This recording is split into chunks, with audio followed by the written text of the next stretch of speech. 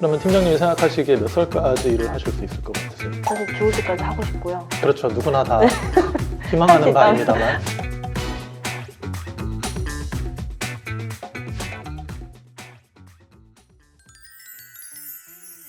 네, 안녕하세요. 모이라 역발상 투자 실험실의 제이슨입니다. 저희가 지난 촬영 이후에 다양한 팀원분들께서 회의를 해서 결론을 내린 결과 새로운 채널명으로 변경이 됐는데 앞으로는 머니 습관 머니라는 채널명으로 여러분들께 찾아뵙지 않을까 싶습니다. 지난번 영상에 참여해 주셨던 팀장님께서 오셔서 지난번 얘기에 궁금증이 다 해결되지 않으셨다고 다시 한번 출연해 주셨습니다. 감사합니다. 지난번의 고민은 해결을 너무 잘 해주셨는데 저와 같은 직장인 분들도 많이 공감하실 거라고 생각을 하는데 연금이 안 나올 것 같은 거예요. 개인연금을 들면서 플러스 투자까지 같이 하려고 고민을 하고 있었거든요. 저는 20년이 넘게 남았어요. 그런데 이제 빨리 준비해야 된다고 하더라고요. 지금부터 준비하는 게 맞을지. 연금을 준비한다. 그러니까 노후에 일정한 현금 흐름이 필요로 하다. 그렇죠. 그러면 팀장님이 생각하시기에 몇 살까지 일을 하실 수 있을 것 같으세요? 사실 죽을 때까지 하고 싶고요. 그렇죠. 누구나 다 희망하는 바입니다만 할 수 있다면 고용주 입장에서는 상당히 좋지 않은 얘기겠죠. 네, 열심히 하고 싶고요. 저희는 또 이제 오래 사는 세대잖아요. 100세 시대 이렇게 됐으니까 네. 60세 이상까지는 일을 하지 않을까 싶은데요. 65세라고 할까요? 너무 많은 것 같은데. 아니죠. 65세도 짧은 겁니다. 60세까지 근무를 하실 수 있는 방안은 있겠지만 나이가 많아지면 수입도 줄지만 지출도 줄어요. 60세가 넘어가신 어머님들 계시잖아요. 아마 한 달에 한 200만 원, 300만 원 정도만 현금 흐름이 창출이 돼도 생활을 영위하면서 지출을 충족하실 수 있는 경우가 많습니다. 자주는 아니지만 가끔 봤는데요. 이 문제를 해결할 수 있는 방법은 목돈밖에 없어요. 금융자산의 규모가 커지면 네. 은퇴나 연금에 대한 생각을 좀 덜하게 됩니다. 근데 구체적으로 말씀드리면 시간이 흐르면서 구매력이 떨어지고 내가 앞으로 살아갈 때 필요한 돈 이런 계획을 짤 때 우리가 사용할 수 있는 수단이 사실 두 가지밖에 없어요. 첫째는 보험이에요.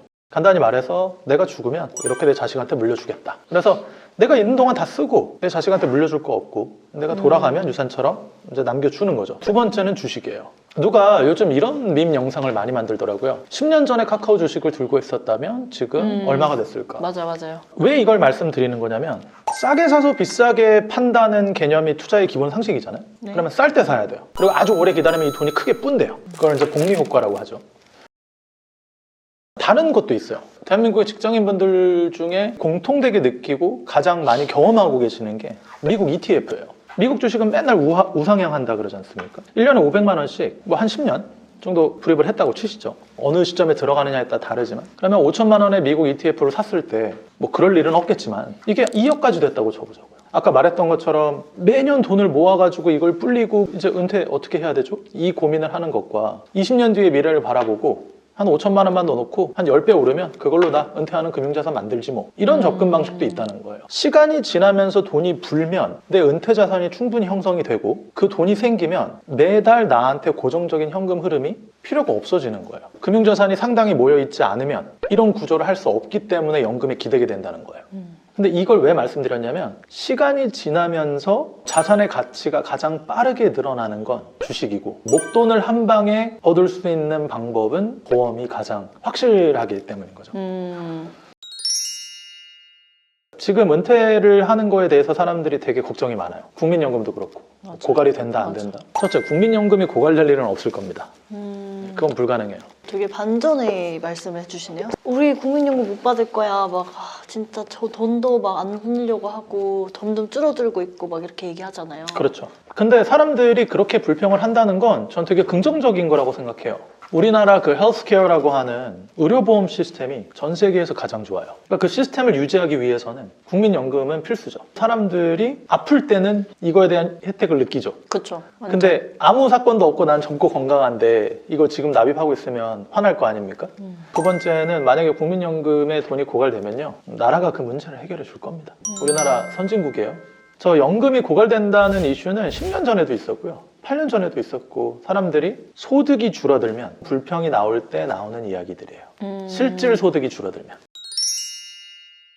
저는 나중에 되면 더 뭔가 풍요롭게 살고 싶고 일 안 하고 그냥 돈 쓰면서 막 살고 싶을 것 같아요. 이제 개인적으로 이 투자를 ETF를 구매할 수 있는 또 연금 상품이 있더라고요. 네. 그래서 그거를 지금 하기 시작했거든요. 사실 봤는데 뭐 너무 많잖아요. 그래서 네. 뭘 사야 될지 잘 모르겠더라고요.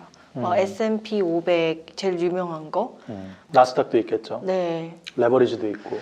잘 모르겠어요. 그런 걸 다. 저 S&P 500밖에 모르기 때문에 그냥 이걸 샀습니다. 이 ETF라는 거는 결국에 증시라고 하는 주식시장에 상장돼 있는 인덱스라고 하는 지수를 구성하는 기업들을 움직이는 대로 그대로 사는 거예요. 자동화된 프로그램이죠. 네. 제가 개인적으로 실험을 해본 결과 ETF 안에 그 전체 비중이 한 50%에 가까운 한 10개 정도의 기업을 개별로 사는 것과 지수를 샀을 때 이 수익률 괴리가 얼마나 벌어질까에 대해서 제가 트래킹을 해본 적이 있어요. 그러니까 간단히 말하면 코스피 지수가 오를 때 그리고 삼성전자 주식을 따로 샀을 때 그러면 어느 게 더 수익률이 더 좋을까? 어차피 둘 다 안전하잖아요. 수익률 괴리가 적게는 20%에서 많게는 40% 정도의 차이가 나요. 이 평가를 하는 시점에 따라 다르긴 합니다. 그러니까 결론만 얘기를 하면 ETF라는 건 껍데기예요. 그릇이에요. 담아놓은 거예요. 근데 그 안에 뭐가 담아있는지는 몰라요. 대신 이런 걸 사도 사람들이 변동성을 많이 느껴서 무서워하지 않을 만큼 많은 주식들이 들어가 있는 거거든요. ETF를 사는 건 좋아요. 왜? 매번 살 때마다 우상향하기 때문에 언제 사든 계속 오른다면 지금이 최고의 기회라는 얘기지 않습니까? 장기적인 대안으로 돈을 불려야 될 필요성이 있는 사람이라면 대안일 수 있다. 미국 시장에 내 자산을 노출시키는 건 장기적인 관점에서 상당히 긍정적이에요. 가장 잘 사는 선진국에 노출되어 있어서 자산이 함께 불어난다. S&P 500은 항상 우상향해왔다. 이게 지난 100년 동안 역사다. 이거는 상당히 신빙성이 있는 얘기거든요. 그러니까 적립식으로 가는 건 좋지만 그 안에 단점도 있다. 적립식 투자라는 건 오를 때도 사고 떨어질 그렇죠. 때도 사야 되기 맞아. 때문에 거기에 대해서 좀 불리한 부분이 있지만 장기적으로 보면 10년 뒤에 주가지수와 현재 주가지수는 지금도 분명히 싼 거기 때문에 적립식 투자가 결과가 좋았다. S&P 500이나 나스닥 관련된 주가지수 펀드가 유리하고 사람들한테 인기가 있다라는 거는 사실 명백한 팩트입니다. 10년, 20년을 보고 투자를 한다면 네. 초반에 조금 목돈이 있으면 그거를 미리 해놓는 것도 나쁘지 않은 방법이겠네요. 저는 만약에 목돈을 가용할 의지가 있는 분들이라면 공부를 좀 하셨으면 좋겠어요. 네. 그 돈으로 공부를 좀 하셨으면 좋겠어요. 기업에 대한 공부를 좀 해야 돼요. 제가 이제 관심 있는 기업. 실제로 제가 하는 강의에서 네. 가장 강조하는 게 그거예요. 그러니까 기업을 분석하고 투자를 할 때 가장 중요한 영역은 사업적 이해다. 이 사업적 이해와 분석은 다른 모든 영역을 압도한다. 그러니까 이 박스를 열어서 이 물건이 뭔 줄 알고 사야 되는데 겉에 포장만 보고 살 수는 없는 거지 않습니까? 오늘 좀 공부를 하라는 말을 좀 많이 들었는데 좀 어떤 책이나 아니면은 공부할 수 있는 거 뭐 하나 소개시켜 주실 만한 거 있을까요? 이 투자나 분석 혹은 증권 시장에 대해서 되게 다양한 책들이 많이 나와 있어요. 근데 그 책들마다 소개하는 내용이나 독자의 이해도에 따라서 좀 접근성이 쉬운 책도 있고 혹은 좀 이거 처음부터 너무 어려운 책 아니야? 라고 느끼는 책들도 좀 많이 있는데 이 책을 좀 추천을 해드리고 싶습니다. 2개네요. 네, 이 책은 증권시장 소수의 법칙이라는 책인데 이 책이 2권으로 나뉘어 있어요. 그래서 이 첫 번째는 투자를 할 때의 사람들의 심리와 멘탈에 대한 내용이 있어요. 너무 많은 것을 알려 하지 마라. 그리고 너무 많이 알면 알수록 본질에서 멀어지니까 많이 안다고 투자를 잘하는 건 아니다. 그런 내용들이 소개되어 있고요. 2권 물국필반에서는 실제로 기업을 어떻게 분석하는지, 기업이 하는 사업 중에 좋은 사업은 뭐고 좋지 않다고 판단하는 사업은 뭔지, 그리고 많은 분들이 재무제표를 보는 걸 되게 어려워하시잖아요. 근데 재무제표를 봐야 하는 이유가 있습니다. 그래야만 이 기업을 싸게 사는지 비싸게 사는지 알 수 있거든요. 네. 5가지 이상 기업에 대한 실전 투자 사례들이 들어있어요. 그래서 왜 이 기업이 마음에 들었다고 생각했고 네. 어떻게 판단해서 그 기업을 샀을 때 어떤 결과가 나왔는지. 간단히 말하면 이 책 읽어보시면 네. 다른 주식책 안 읽어보셔도 됩니다. 오. 그만큼 자신 있습니다.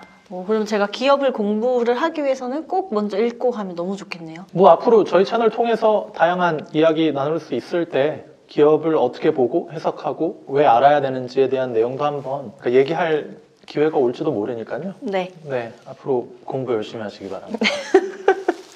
머니 습관 머니 오늘 영상 잘 보셨나요? 재밌는 얘기 더 많이 말씀드리려고 준비 많이 하고 있으니까요. 저희 채널 많이 응원해 주시고 앞으로도 좋은 이야기 많이 말씀드릴 수 있도록 머니 습관 머니 구독, 좋아요, 알림 설정 부탁드립니다. 제이슨이었습니다. 감사합니다.